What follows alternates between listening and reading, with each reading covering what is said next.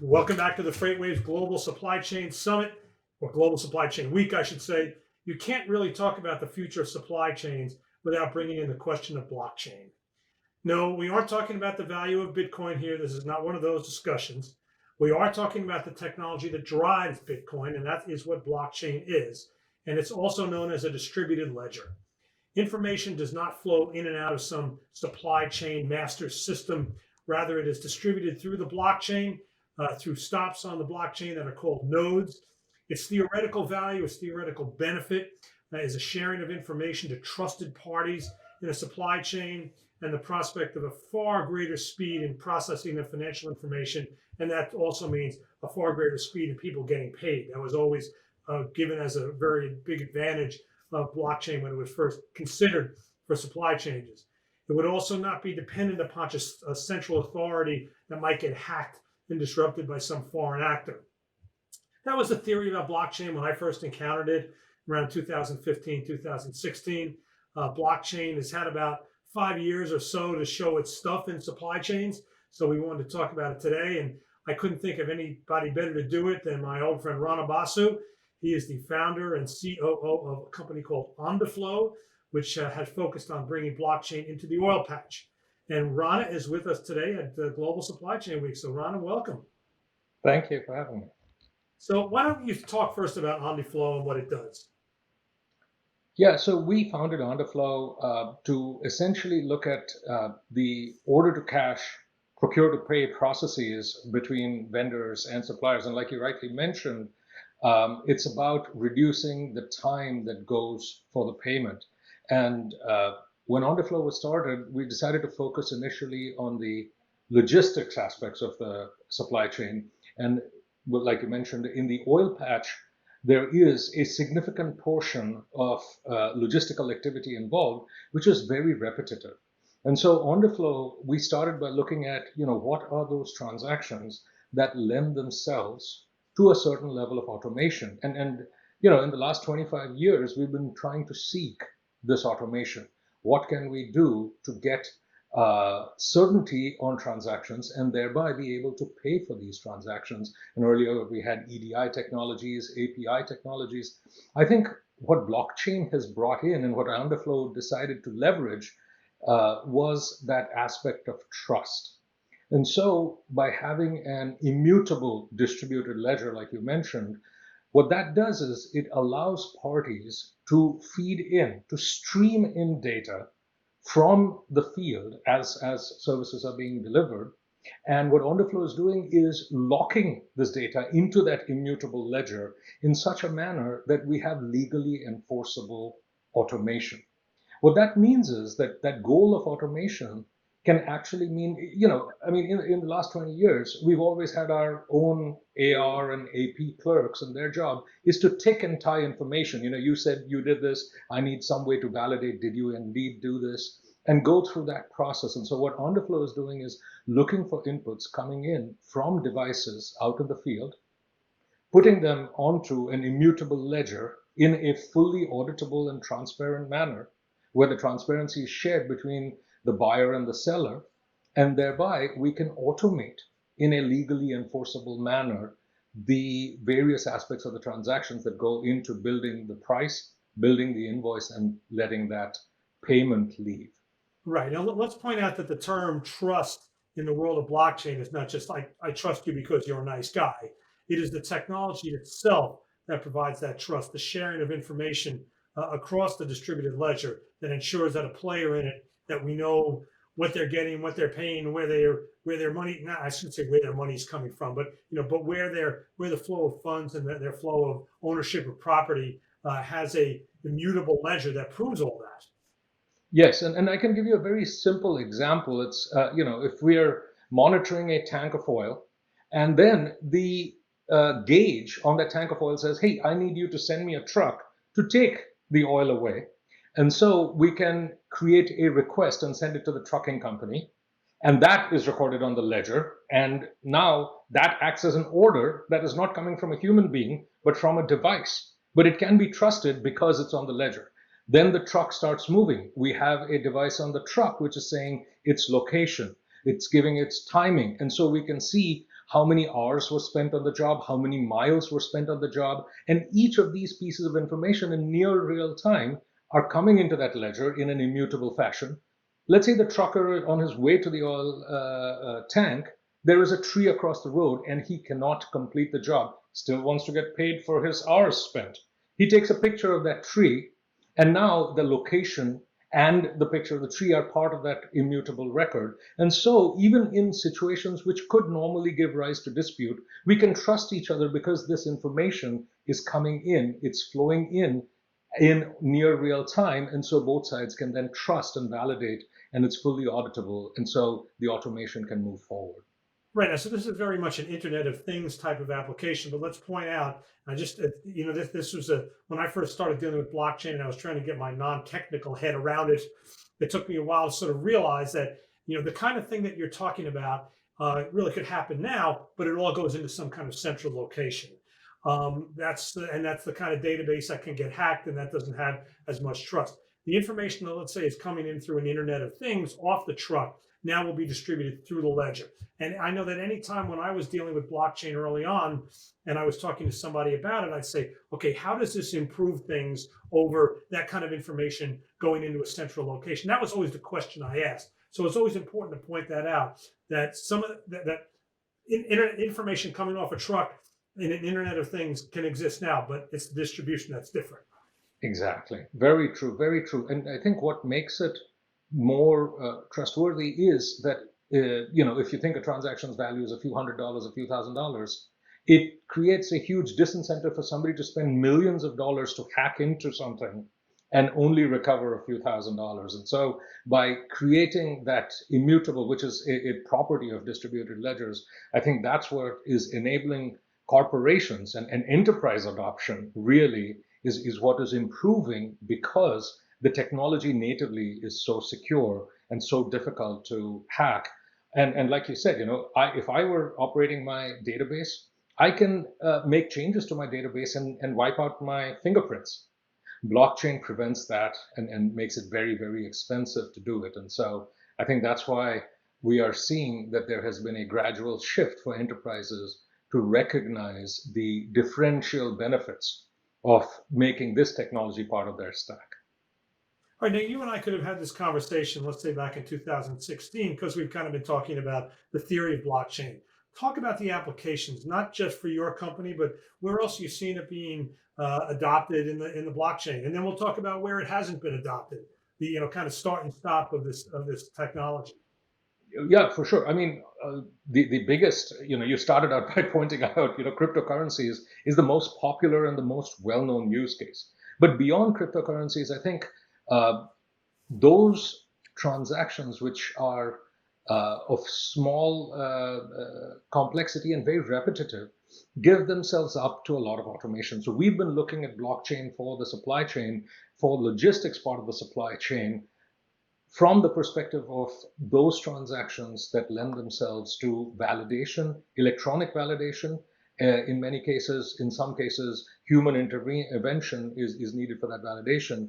And those are the use cases that we're seeing are increasing their footprint in the adoption and in the use of blockchain technology. I can give you an example being, rail cars leaving a refinery.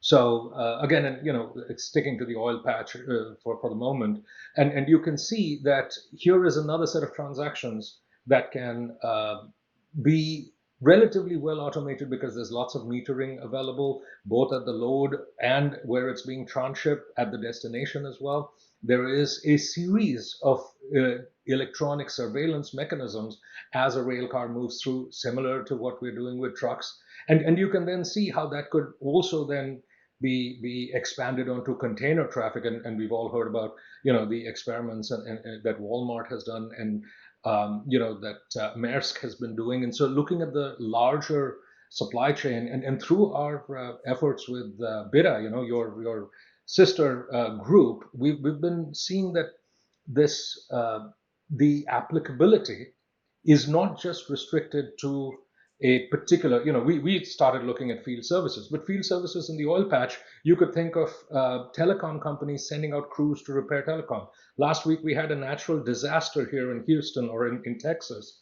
And you can think about all these services, whether it's police services, fire services, ambulatory services. Each of these are also field services where, crews or teams are being dispatched, they need to be tracked, they need to be optimized, and each one of these present a very distinct opportunity for automation, which reduces that friction, allows more, for us, we started out doing about 4 jobs a shift per driver, and now we're at 6 jobs per shift per driver. So that increased efficiency, if you brought that in the case of a natural disaster like happened last week, now you can see that those impacts being more than just the dollars and cents on the bottom line inside a particular company, but being even more in terms of its impact around various field services. And then, of course, logistics is just one part of the supply chain. I remember, talking with you in 2016 about you guys' efforts about the quality and tracking temperature on food, all of these other aspects, which are not just related to the quantity, but also to documents related to a supply chain, all of those, getting that transparency, getting that visibility, bringing in data science on top of it so that we get some predictability. We could apply it to the vaccine distribution. Yeah, I didn't want to talk about Bitcoin, but there's at one point I wanted to make, there's so much talk about Bitcoin. Is it too overvalued? It's so volatile. People bought Bitcoins years ago. They can't remember their password. But one thing you never hear about Bitcoin are 2 people or 2 entities arguing over the ownership of a Bitcoin.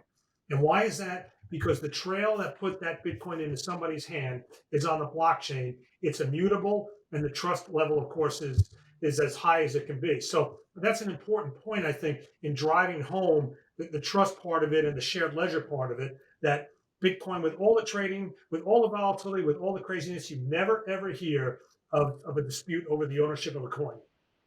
Absolutely. I think that feeds into all of the trust aspects of the underlying blockchain technology. I think when you look at the history of its evolution over the last 11 years, I think we've all been surprised by the valuation, but you're absolutely right.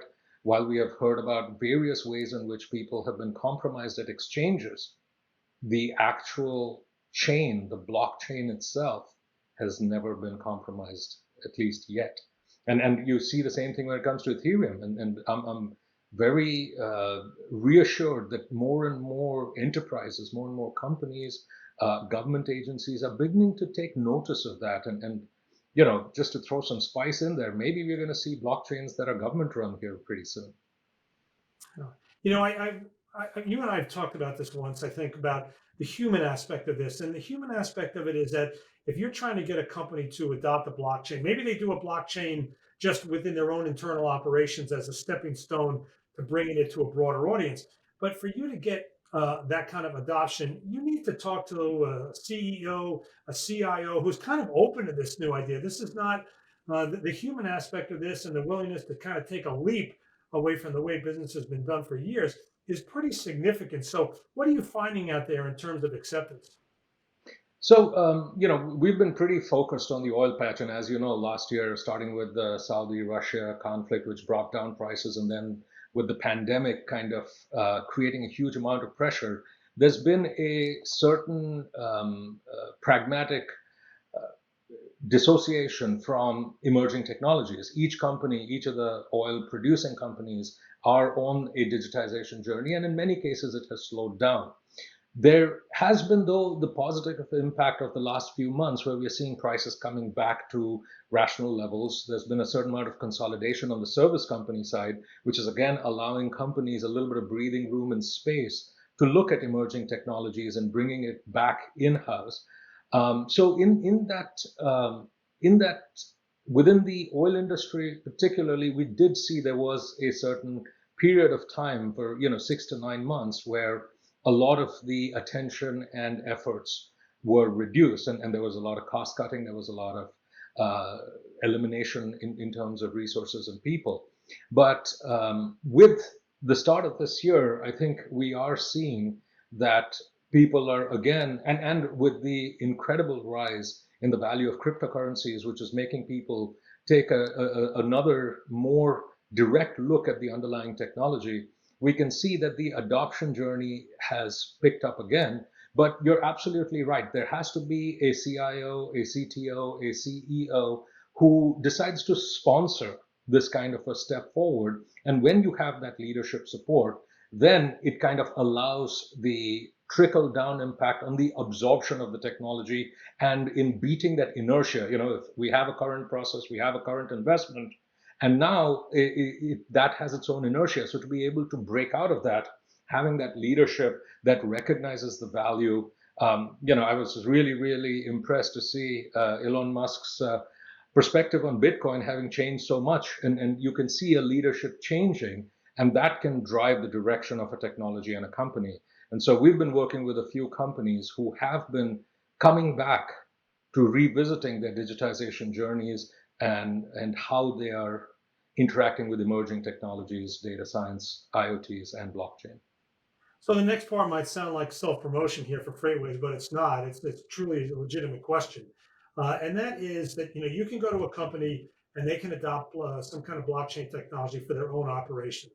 But I think everybody realizes for you to really reap the benefits of this, it has to be adopted within an industry with counterparties that are dealing with each other on whatever sort of usage. Of course, FreightWaves has set up the Blockchain and Transport Alliance to provide, to ultimately produce standards, which it has done, standards for smart contracts that would allow this to happen a lot quicker, the adoption quicker, and for things to just work on the previously list of accepted rules and standards. How important are those sorts of alliances in getting blockchain to be adopted to a wider audience? So I was there at the first beta symposium, and I've been there every year since. And I think from my perspective, there is nothing that's as important as having standards. It is those standards that'll enable adoption, and it'll bring down that cost of adoption. The question is always who pays. And so it's been our approach to support all of these standardization efforts, to support groups like BITA. It is only by bringing together sectors, not individual companies, but sectors, can we unleash that multiple of the value that blockchain and these emerging technologies can bring. So let's go back to what you're seeing out in the field. I mean, you talked about some of the things that Ondiflo is working on. What are some of the other applications you're seeing that have been adopted that maybe don't get as big attention as some other things? I know you mentioned Maersk. I know Maersk was several years ago was looking to be kind of like the primary player in setting up a blockchain in the ocean carrier industry. What are some of the biggest applications that have taken this thing from theoretical to actual? So we are seeing, people way outside our comfort zone in our industry, in the oil and gas industry, reach out to us. In fact, over the last few months, we've had the hospitality industry, hotel rooms, which generally go through multiple parties, seek to gain some efficiencies and trust, and by using blockchain. We've seen the music industry reach out to us and ask us to, when a rap artist starts getting small amounts of revenue and that has to be distributed with their collaborators, for example, the music writer, the songwriter, the drummer, etc., managing those, and monthly there could be $300, $600 of revenue. Having an accountant do that distribution becomes a larger problem. So we've been approached by people outside our industry, and we see this happening more and more, where when there are large volumes of small value transactions, and automation can be a big help, that other industries outside of the primary logistics are looking at how they can manage their supply chains, not just the logistics area that we are experts in, and they're reaching out to us and asking us to look into that. So, if someday you see me out there with a rap artist, it was blockchain that made that happen. Well, that and just the fact that you're so cool, but beyond that, I think it's a very important point that this has always been something about blockchain that was touted as one of its strengths, is that it can handle small transactions. I remember when I was with S&P Global Platts, the first commodity summit we had, or the first, we'll call it the blockchain summit we had in London. One of the presenters was going to deal with parking, like charging stations on the street in Germany and you would recharge your car there, your electric car there. The problem was that the amounts of money involved to recharge your car for, let's say, an hour. If you went into shop or something, went into the doctor, it's minuscule. But somebody's got to get paid. A bank won't deal with it. It's just not worth it. Blockchain could do it. That's right. Yeah, absolutely. So let's say we had the Global Supply Chain Week in a year from now, online or in person. If we had you back, where do you think we'd be from now? Do you think as we come out of the pandemic, there might be as companies turn their attention to the future instead of just staying alive, that there might be more blockchain adoption?